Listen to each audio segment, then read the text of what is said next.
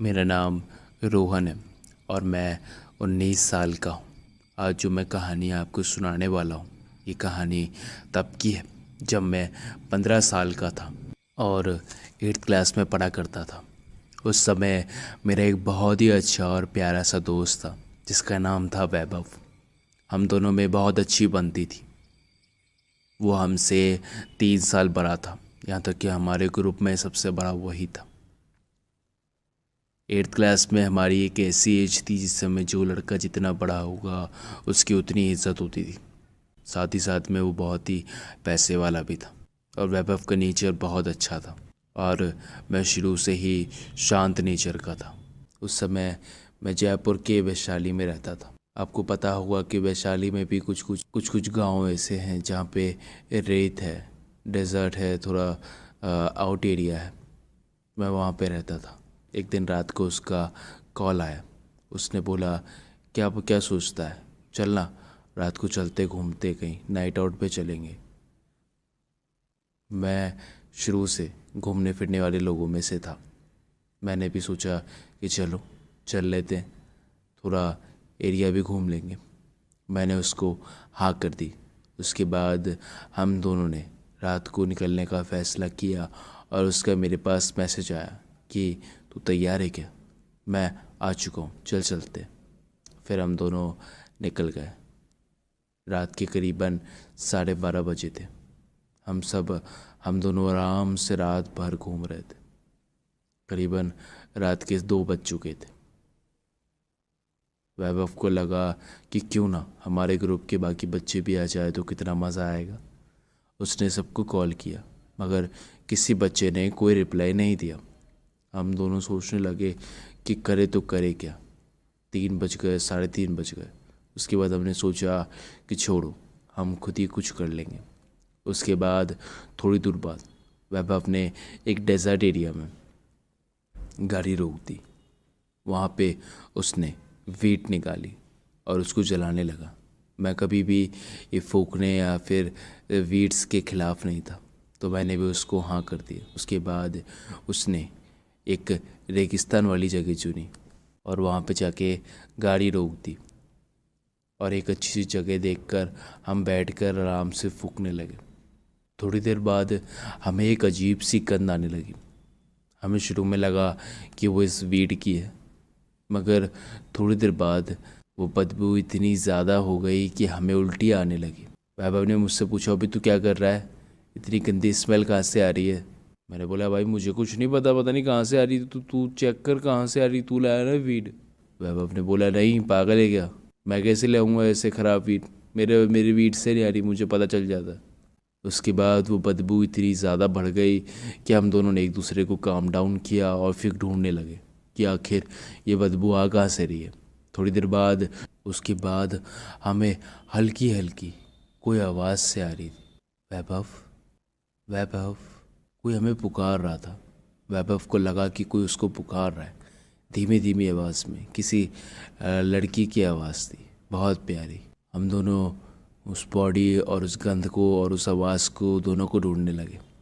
ढूंढते ढूंढते हमें कुछ नहीं दिखा, मगर वैभव की नज़र एक जगह जाके रुक सी गई।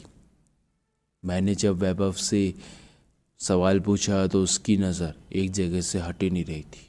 जब मैंने उसकी नज़र से नज़र मिलाई और उसकी नज़र से पीछा किया तब मुझे दिखा एक टांग, एक पैर, सुंदर सा पैर जो कि रेत से आधा निकला हुआ था और आधा शरीर रेत के अंदर था। वैभव और मैं तो जिससे पैरालाइज हो चुके थे। थोड़ी देर बाद हमने एक दूसरे के शरीर में जान फूकी और बोला कि नहीं, कुछ करना चाहिए, चलो पुलिस को बुलाते। वो काम अच्छा था इसीलिए मैंने मना नहीं किया। मैंने भी बोला कि हाँ ज़रूर। हमने उसकी पूरी बॉडी को बाहर निकाला और फिर पुलिस को कॉल किया। पुलिस ने बोला कि वो सिर्फ 15 मिनट में पहुंच रही है। उसके बाद करीबन 25 मिनट बाद पुलिस वहाँ पे पहुँच चुकी थी और वो पुलिस वाले बहुत अच्छे थे। उन्होंने ना ही कोई फ़ाइन लगाया, ना ही हमें किसी पेनल्टी की भुगतान करनी पड़ी। मगर आज भी मैं यही सोचता हूँ कि वो आवाज़ कौन सी थी जो मुझे बुला रही थी। क्या वो उसी लड़की की थी जिसकी बॉडी हमें मिली? और फिर अगर मुझे आवाज़ सुनाई दी तो रोहन को क्यों नहीं दी? ये सोच के आज भी मैं अचंभित हो जाता हूँ।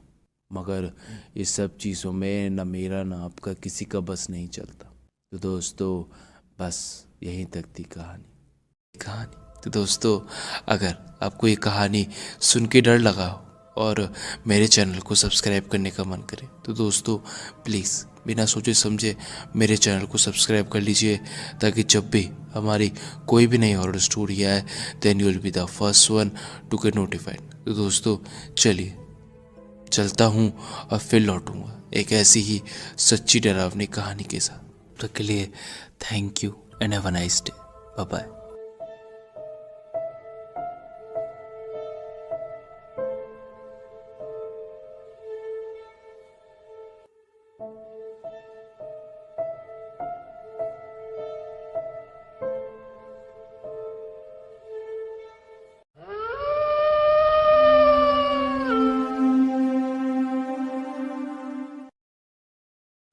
मेरा नाम देवाशीष है और मैं उड़ीसा के नयागढ़ का रहने वाला हूँ। एक बार हम 5 दोस्त शाम को घूमने के लिए गए हुए थे। हमारी प्लानिंग थी कि हम गंजम के बगोड़ा में एक झरने में नहाने जाएंगे। घर से निकलते निकलते हमें शाम के 5:30 बज चुके थे। वो जगह हमारे घर से करीबन 80 किलोमीटर दूर थी और वहाँ पहुँचते पहुँचते हमें रात के 7 बज चुके थे। उस वक्त वहाँ पे बस इक्का दुक्का लोग ही थे।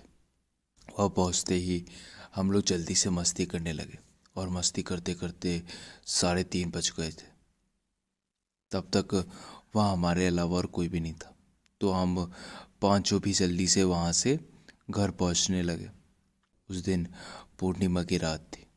मेरे दोस्त विकी ने बोला कि जल्दी से निकलो यहाँ से, यहाँ रात को रुकना ठीक नहीं है।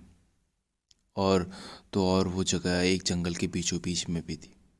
हम सब 2 बाइक पर आए थे। जाते जाते हमें जंगल से भेड़ियों और कुत्तों की भौंकने की आवाज़ें और चिल्लाने की आवाज़ें आने लगी। वहाँ के लोग बताते थे कि वहाँ पे एक लड़की की मौत हुई थी। कहते थे कि वहाँ पे किसी छोटी सी बच्ची की हत्या कर दी गई थी। इसीलिए वहाँ पे अंधेरा होने के बाद कोई भी रुकता नहीं था। तो मेरे दोस्त ने बोला कि यार यहाँ से जल्दी निकल लो, यहाँ भूत हो सकते हैं। तो हम सब उसका मजाक उड़ाने लगा, भाई कैसी बात करता है यार, घूमने आया, घूमने की बात कर यार, मूड क्यों ख़राब कर रहा है। इतना कहते कहते हम उस पर बहुत ज़ोर ज़ोर से हंसने लगे। मुझे रास्ते के साइड में एक बॉडी जैसी कोई चीज़ दिखाई दी। मैंने अपने दोस्तों को बोला कि यार वहाँ पे कुछ है। तो उन्होंने बोला कि कोई पत्थर होगा, ध्यान मत दे। तब मैंने बोला कि नहीं, वहाँ पे कोई बॉडी है। तो हम लोगों ने जल्दी से बाइक घुमाई और उस बॉडी को देखने के लिए गए। पास जाके देखा तो बॉडी ही थी। उससे पूछा तो उस लड़के ने बताया कि साहब साहब मैं बहुत भूखा हूँ, मुझे कुछ खाने को दे दो सर, और पास में एक गांव है, वहाँ पे मुझे छोड़ दो ना सर। वो देखने में 24 से 25 साल का लड़का था।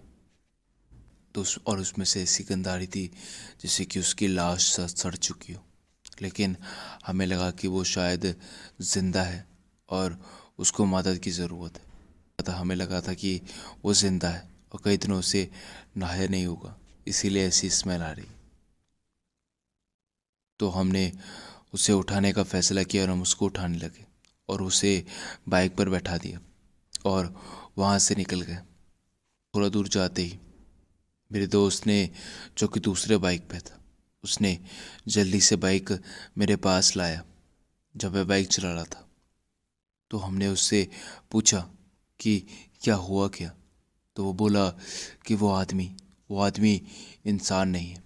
उसने बताया कि जब वो उसे छोड़ने जा रहा था तो उसने उस आदमी से पूछा कि आपका घर कहाँ पड़ता है। तो आदमी बोला कि मेरा घर तुलाईपुरा में है। उसने फिर से पूछा कि आपको वहाँ रहते कितने साल हो चुके हैं। तो बोला 18 साल।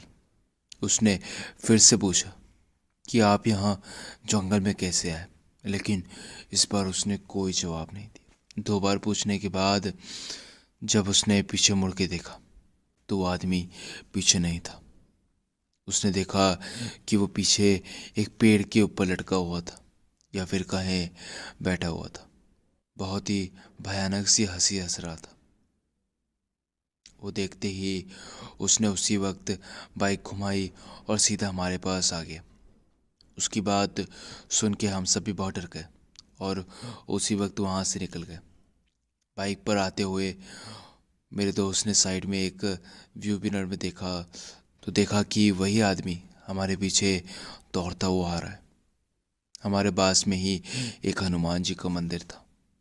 हम लोग उस मंदिर में चले गए और सुबह तक वहीं रुके रहे।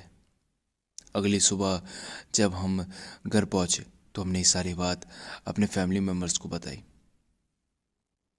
और उन्होंने हमें बहुत डांट फटकार लगाई।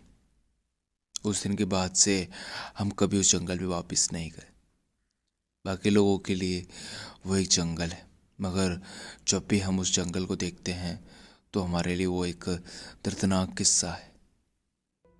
तो दोस्तों, बस यहीं तक थी कहानी। तो दोस्तों, अगर आपको ये कहानी सुन के डर लगा हो और मेरे चैनल को सब्सक्राइब करने का मन करे तो दोस्तों प्लीज़ बिना सोचे समझे मेरे चैनल को सब्सक्राइब कर लीजिए, ताकि जब भी हमारी कोई भी नई हॉरर स्टोरी आए then you will be the first one to get notified. तो दोस्तों चलिए, चलता हूँ और फिर लौटूंगा एक ऐसी ही सच्ची डरावनी कहानी के साथ। तब तक के लिए thank you and have a nice day. Bye bye. तो नमस्कार दोस्तों, तो कैसे हैं आप लोग। देखो, मैं फिर से आ गया एक और सच्ची डरावनी कहानी के साथ। दोस्तों, आज की जो कहानी हम लोग सुनने वाले हैं ये कहानी संजना की है। तो आगे की कहानी हम उन्हीं के पर्सपेक्टिव से सुनेंगे। मगर हाँ दोस्तों, एक छोटा सा डिस्क्लेमर मैं देना चाहूँगा।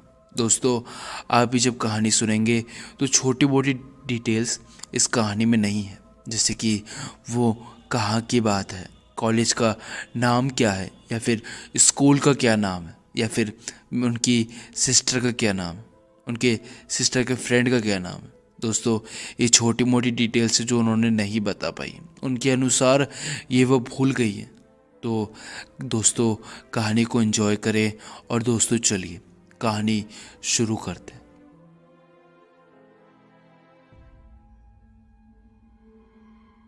ये कहानी आज से कुछ 15 साल पहले की है। तब मैं 3rd क्लास में पढ़ती थी। उन दिनों हमारे स्कूल में एक अफवाह फैली हुई थी कि हमारे जो स्कूल है उसका टॉप फ्लोर यानी कि छत हॉन्टेड है।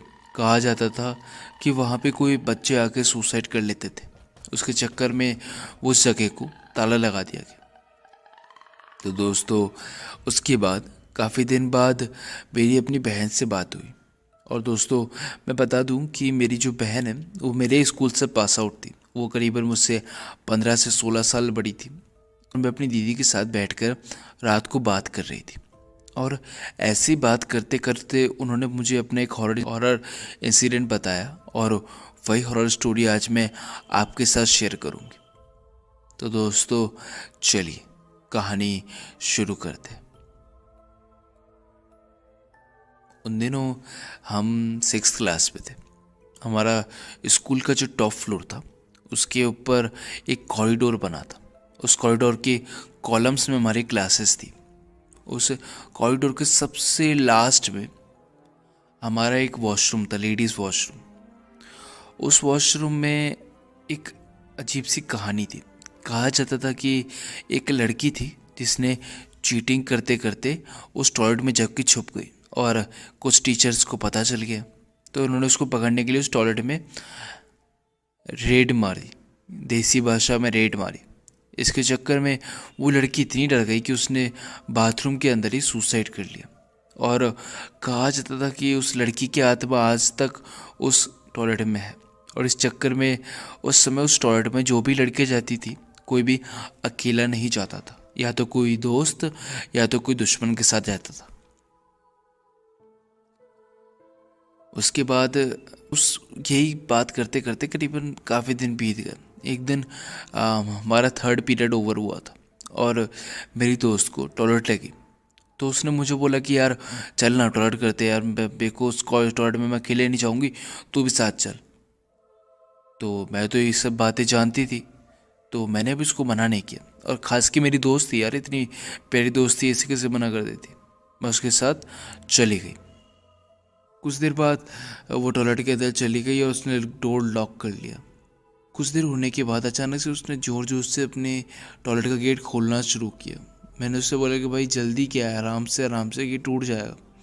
तो उसने बोला यार कि यार गेट खुल नहीं रहा है, मैं गेट खोलने की कोशिश कर रही हूँ, गेट खुल नहीं रहा है। मैं घबरा गई। मैंने सोचा कि यार ऐसे कैसे हो सकता है, गेट नहीं खुले। मैंने बोला यार वापस कोशिश कर, नाटक मत कर, समझी, मस्ती मत कर, अभी क्लासेस भी स्टार्ट होने वाली है। अरे नहीं, मैं मजाक नहीं कर रही यार, वाकई में मेरे से गेट नहीं खुल रहा है, तू बाहर से देखना कुछ हो। मैंने भी बहुत कोशिश की मगर वो गेट नहीं खुला। हम दोनों काफ़ी टेंशन में आ गए कि भाई करे तो करे क्या। अब मैंने उसको बोला कि यार तू यहीं पे रुक, मैं टीचर्स को लेके आती हूँ। तो उसने बोला कि नहीं नहीं, तू मुझे छोड़ के नहीं जाएगी, बिल्कुल नहीं जाएगी, मेरे को डर लग रहा है, अंदर लाइट भी नहीं है। तो उसने बोला क्या लाइट नहीं है? अभी अभी तो मैं तो बाहर खड़ी हूँ, बाहर तो लाइट चल रही है, अंदर किसी लाइट नहीं है। तो उसने बोला कि पता नहीं, मेरे को समझ नहीं आ रहा, मेरे को समझ नहीं आता, बस यहाँ पे लाइट नहीं है यार, मुझे जल्दी यहाँ से बाहर निकल, तू मुझे छोड़ के नहीं जाएगी, मैं नहीं जानती, बस तो तू मुझे छोड़ के नहीं जाएगी। तो मैंने भी हिम्मत देते हुए बोल दिया कि अच्छा ठीक है, मैं नहीं जाऊँगी, तू खड़ी रहे, हम इंतज़ार करेंगे, कोई टीचर है। मगर मैं जानती थी कि मेरे वहाँ पे खड़े रहने से कुछ होगा नहीं, तो मैं चुपचाप वहाँ से बिना बताए वहाँ से निकल गई। मैं टीचर को ढूंढने चली गई। वहाँ पे काफ़ी देर पूछने के बाद मेरे को एक टीचर मिले, मैडम थी वो। तो उनको मैं लेके टॉयलेट में गई। अब मैं जिससे कॉरिडोर के एंड में पहुँची थी तभी ज़ोर से चिल्लाने की आवाज़ आई। हम दोनों दौड़ के उस वॉशरूम में गए और हम दोनों ने गेट खोलने की कोशिश की। हमें क्योंकि लिए दम ज़्यादा नहीं था तो हमने स्वीपर को बुलाया। उस स्वीपर ने गेट तोड़ा। उसके बाद वो लड़की की, यानी कि मेरे दोस्त की, वहाँ पे बेहोशी की हालत में वहाँ पे उसकी बॉडी पड़ी थी। हम सब ने उसको क्लास में ले गए, हम लोगों ने उसको जगाया। उसने बोला कि जितनी देर मैं तेरा नाम पुकारती रही, पता नहीं तू जवाब नहीं दे रही थी, पता नहीं क्या हो गया था। कुछ देर के बाद मेरे कान के पीछे से धीरे से कोई आवाज़ आई,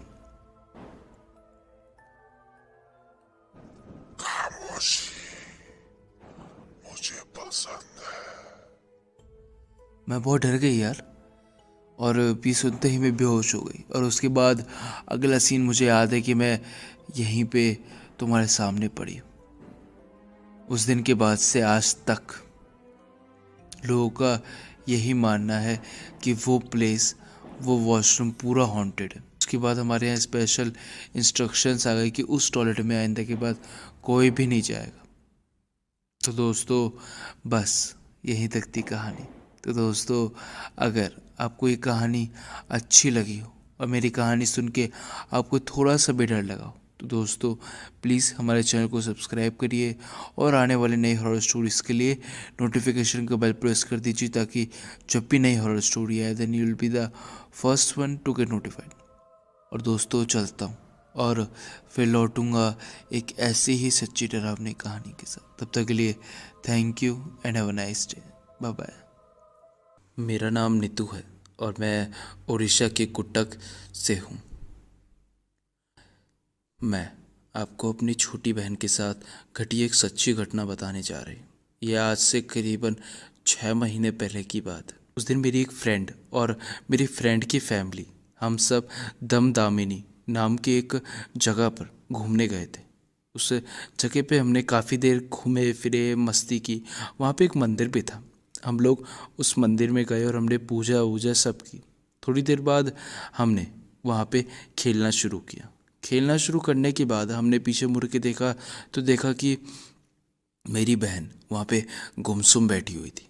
मैं उसके पास गई और उससे पूछा कि ऐसा क्या हुआ जो इतनी चुपचाप बैठी है, मैंने कोई बदतमीज़ी की क्या तेरे साथ?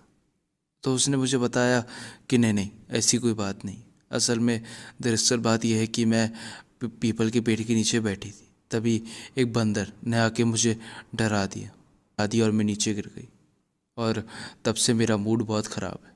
तभी मैंने उससे बोला कि अच्छा चल छोड़, ये सब बातें तो होती रहती है, चल अच्छा सेल्फी लेते यार, मस्ती करेंगे, अच्छा चल।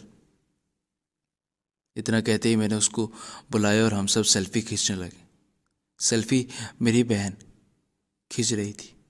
उसका गर्दन टेढ़ा करके, वो टेढ़ी से स्माइल करके फ़ोटो खींचना हम सबको ये एहसास दिला रहा था कि वो कितने गुस्से में है।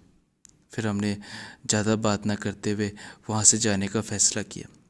उसके बाद हम वहाँ से जाने लगे। वहाँ से जब हम जा रहे थे तभी मेरी बहन ने मुझे पीछे से टोका और बोला कि अरे मेरे बच्चों, अरे उसको तो लेके चलो।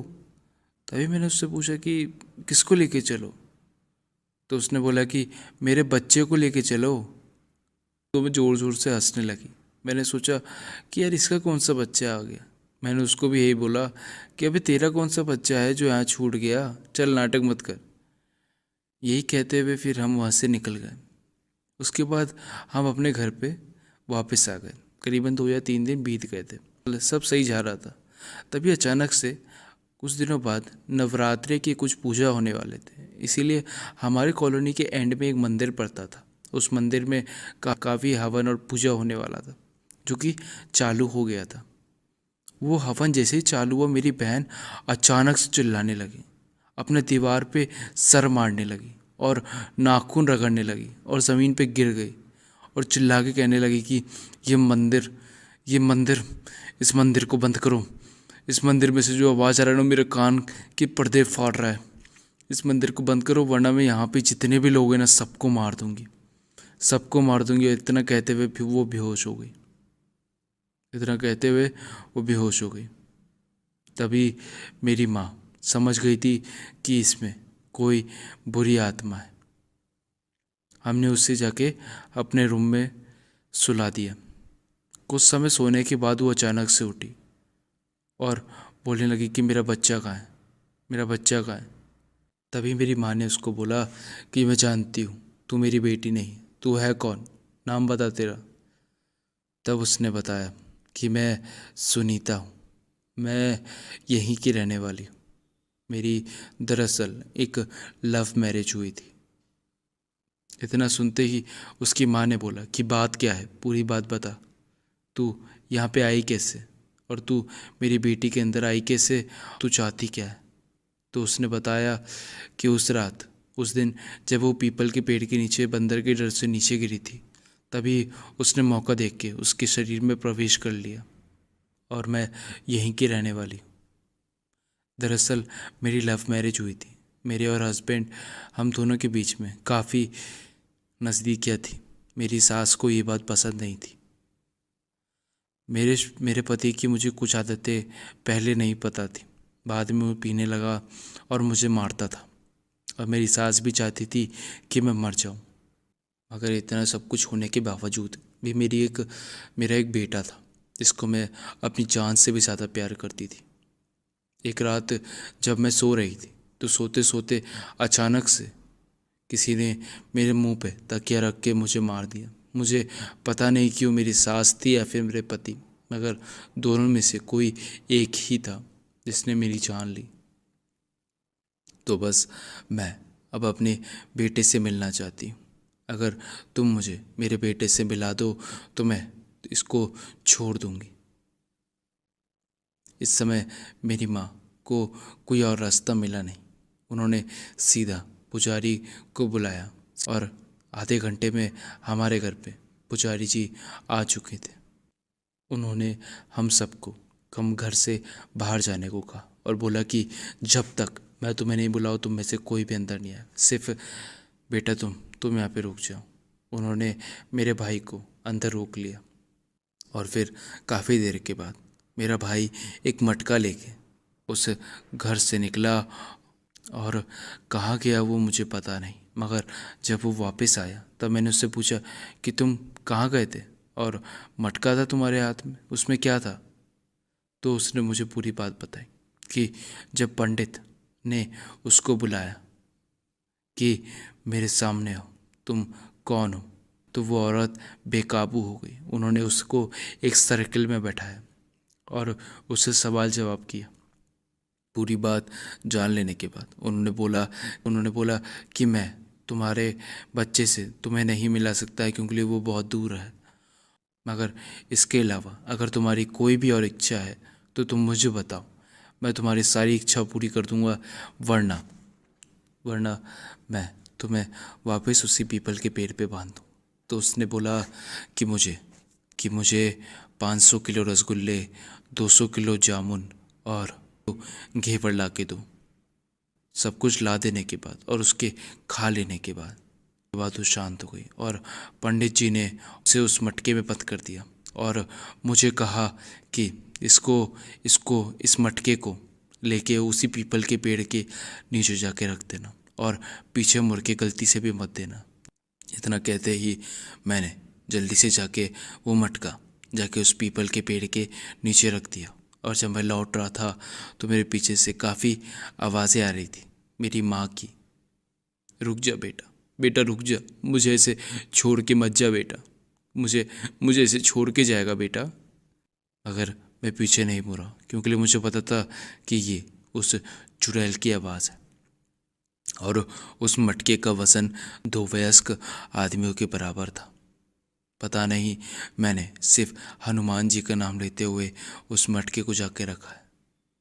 फिर उस दिन के बाद से मेरे साथ फिर कभी भी वैसा कुछ भी नहीं हुआ और मेरी बहन भी एकदम सही सलामत थी। तो दोस्तों बस यहीं तक थी कहानी। तो दोस्तों अगर आपको ये कहानी सुन के डर लगा हो और मेरे चैनल को सब्सक्राइब करने का मन करे तो दोस्तों प्लीज़ बिना सोचे समझे मेरे चैनल को सब्सक्राइब कर लीजिए, ताकि जब भी हमारी कोई भी नई हॉरर स्टोरी आए then you will be the first one to get notified. तो दोस्तों चलिए चलता हूँ और फिर लौटूंगा एक ऐसी ही सच्ची डरावनी कहानी के साथ। तब तक के लिए thank you and have a nice day. Bye bye.